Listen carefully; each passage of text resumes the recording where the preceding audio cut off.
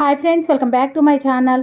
జస్విన్ జెసిక అందరు ఎలా ఉన్నారండి? నేనైతే చాలా బాగున్నాను. మీరందరూ కూడా బాగుండాలని మనస్ఫూర్తిగా కోరుకుంటున్నాను. మరో మంచి వీడియోతో మీ ముందుకైతే వచ్చేసానండి. మనకైతే కార్తీక మాసం వచ్చేసింది కదండి. కార్తీక మాసంలో సత్యనారాయణ స్వామి వ్రతం చేసుకుంటే చాలా మంచిది. ఈ వీడియోలో నేను సత్యనారాయణ స్వామి వ్రతానికి కావాల్సిన పూజా సామాగ్రి ఏంటి, స్వామివారి పూజను మనం ఇంట్లోనే ఏ విధంగా చేసుకోవచ్చు అనే పూర్తి విషయాలను ఈ వీడియోలో షేర్ చేస్తానండి. ఈ వీడియో అయితే మీ అందరికీ చాలా బాగా నచ్చుతుంది, యూజ్ అవుతుందండి. శ్రీ సత్యనారాయణ స్వామి వ్రతాన్ని మనం చేసుకుంటే చాలా మంచిదండి. అన్నవరంలో ఎక్కువగా సత్యనారాయణ స్వామి వ్రతాన్ని చేసుకుంటూ ఉంటారు. అదేవిధంగా మన ఇంట్లో మనం కూడా చేసుకోవచ్చండి. సత్యనారాయణ స్వామి వ్రతాన్ని పూజారి చేత చేయించుకొని మనకు తెలిసిన బంధువులకి భోజనాలు పెట్టుకుంటే చాలా మంచిదండి. అలా వీలు కాకపోతే మన ఇంట్లో మనమే ఫోన్ పెట్టుకొని స్వామివారి పూజ చేసుకోవచ్చండి. అయితే స్వామివారి పూజకు కావాల్సిన పూజా సామాగ్రి ఏంటో తెలియజేస్తానండి. సత్యనారాయణ స్వామి వ్రతానికి కావలసినవి: సత్యనారాయణ స్వామి వారి రూపు. ఈ రూపు పూజా సామాగ్రి ఉండే షాప్లో దొరుకుతుందండి. ఆ తర్వాత స్వామివారి ఫోటో కావాలండి. మనం స్వామివారి ఫోటోకి పూజ చేసుకుంటాం కాబట్టి స్వామివారి ఫోటో కావాలి. ఈ విధంగా ఉన్న ఫోటో తీసుకోవాలండి. మీ దగ్గర మండపం ఉంటే మండపం పెట్టుకోవచ్చండి. ఒకవేళ మండపం లేకపోతే స్వామివారి ఫోటోతో అయినా పూజ చేసుకోవచ్చండి, ఒక పీట మీద పెట్టుకొని. సత్యనారాయణ స్వామివారి పూజ కోసం ముందుగా కావాల్సింది స్వామివారి ఫోటో పెట్టుకోవడానికి ఒక పీట అండి. తర్వాత పసుపు 100 గ్రాములు, కుంకుమ 100 గ్రాములు, గంధం డబ్బా, పీట మీద తెల్ల టవల్ వేయడానికి ఒక టవలు, 2 జాకెట్ ముక్కలండి. నార్మల్ జాకెట్ ముక్కలైనా తీసుకోవచ్చు, కలశానికి పెడతాం కదా. ఆ తర్వాత దీపారాధన చేయడానికి నువ్వుల నూనె, అగరవత్తులు, హారతి వెలిగించడానికి హారతి కర్పూరం, సత్యనారాయణ స్వామి వారికి పంచామృతాలతో అభిషేకం చేస్తాం కదండి. పెరుగు, తేనె, ఆవు నెయ్యి, ఆవు పాలు, పంచదార, ఇవన్నీ 50 గ్రాములు కావాలండి.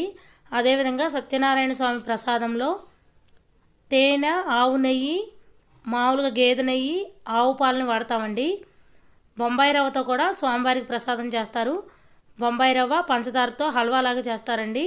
అదేవిధంగా గోధుమ పిండితో కూడా స్వామివారికి ప్రసాదం తయారు చేస్తారు. ఈ ప్రసాదంలో గేదె నెయ్యి, ఆవు నెయ్యి, ఆవు పాలు, అరటిపళ్ళు వేస్తారండి. అదేవిధంగా కొబ్బరికాయలు 7 కావాలండి.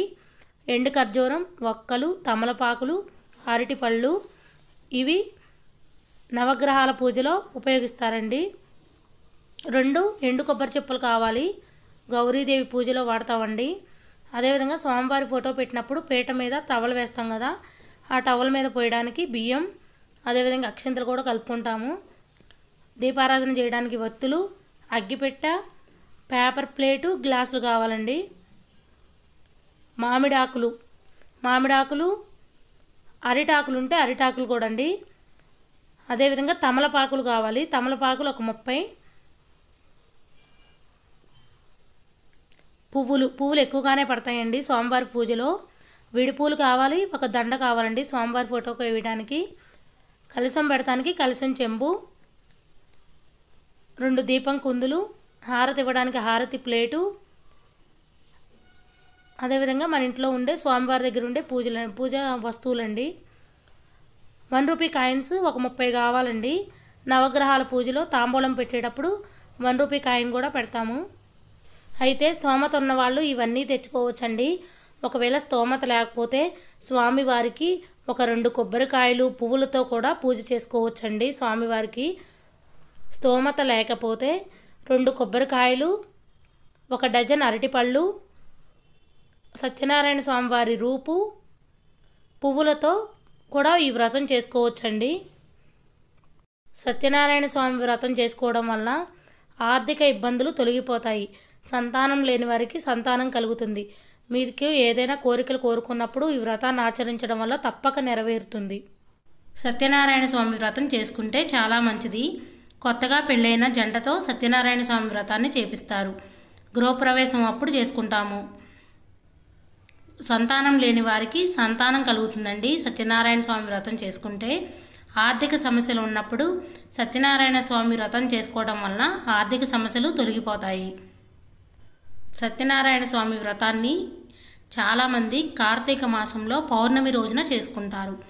ఏకాదశి, ద్వాదశి రోజు కూడా చేసుకోవచ్చు. మనకి భక్తి, శ్రద్ధ ఉంటే చాలండి, సత్యనారాయణ స్వామి వ్రతాన్ని ఎప్పుడైనా చేసుకోవచ్చు. సత్యనారాయణ స్వామి వ్రతాన్ని పూజారి చేత చేపించుకొని బంధువుల్ని పిలుచుకొని భోజనాలు పెట్టుకుంటే చాలా మంచిదండి. స్తోమత ఉన్నవాళ్ళు ఈ విధంగా గ్రాండ్గా చేసుకోవచ్చండి. ఒకవేళ స్తోమత లేకపోయినా మన ఇంట్లో మనమే చేసుకోవచ్చు. మన స్తోమతను బట్టి స్వామివారి వ్రతాన్ని చేసుకోవచ్చండి. స్వామివారి పూజ దగ్గర కలశాన్ని రాగి చెంబులో, ఇత్తడి చెంబులో, వెండి చెంబులో పెట్టుకోవచ్చండి. అదేవిధంగా మట్టి చెంబులో కూడా పెట్టుకోవచ్చు. అయితే మనకు స్తోమత ఉండి మట్టి చెంబులో పెట్టి చేయకూడదండి, మన స్తోమతను బట్టి పూజ చేసుకోవాలండి. సత్యనారాయణ స్వామి వ్రతాన్ని మన ఇంట్లో మనమే పూజా సామాగ్రి అన్నీ తెచ్చుకొని ఏ విధంగా చేసుకోవచ్చో తెలియజేస్తానండి.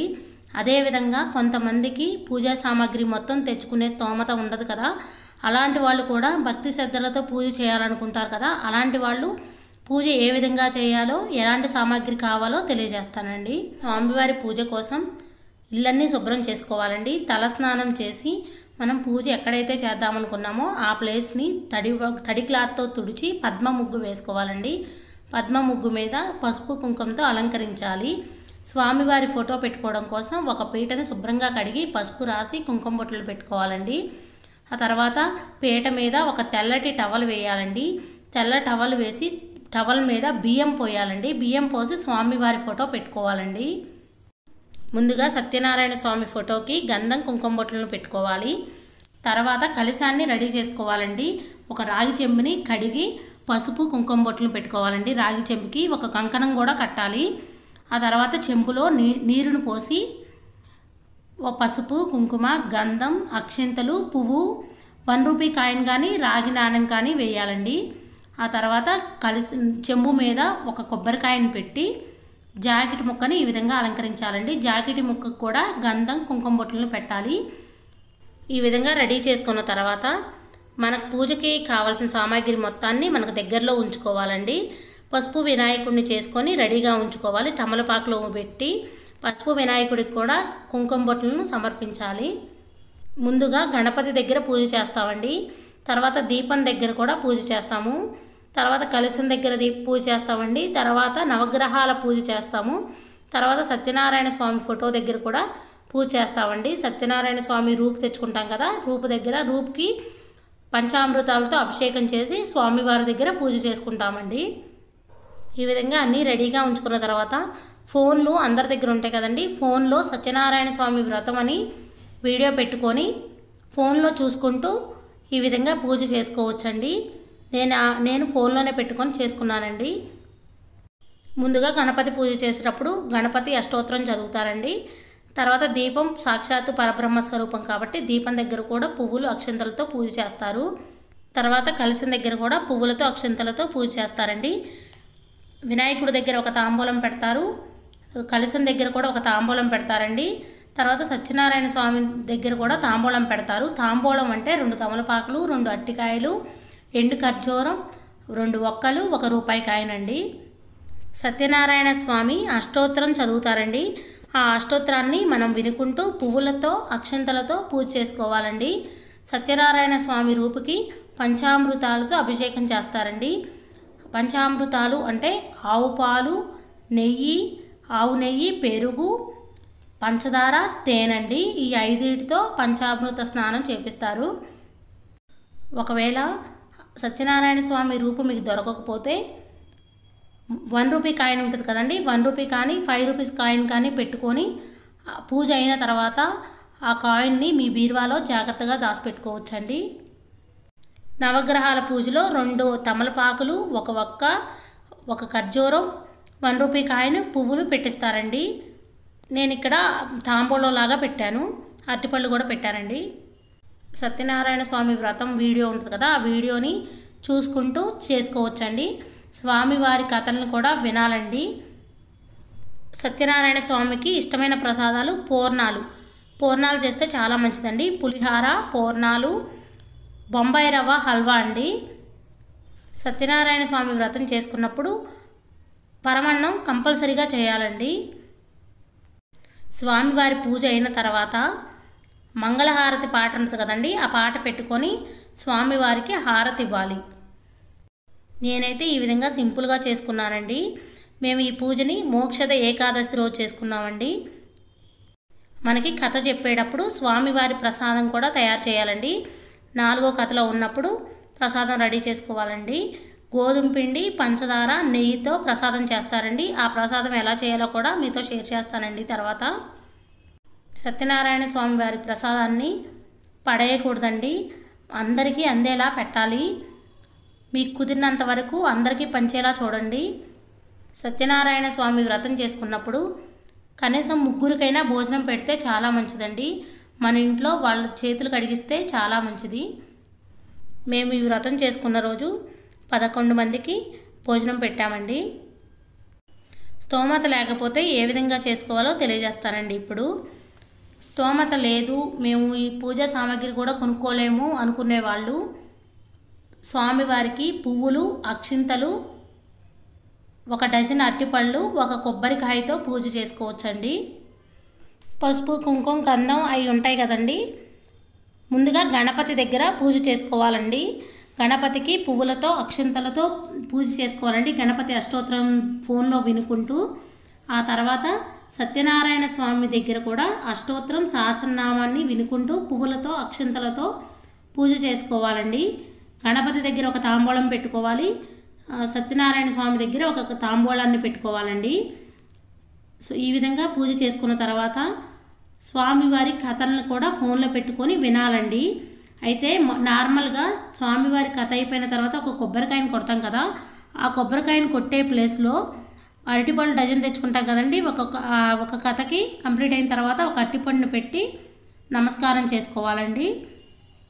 స్వామివారి కథలన్నీ కంప్లీట్ అయిన తర్వాత లాస్ట్లో కొబ్బరికాయ కొట్టొచ్చండి. స్తోమత లేనప్పుడు కలశం కానీ నవగ్రహాల పూజ కానీ చేయకపోయినా పర్వాలేదండి. స్తోమత ఉండి అలా చేయకూడదండి, స్తోమత లేకపోతేనే అలా చేయాలి.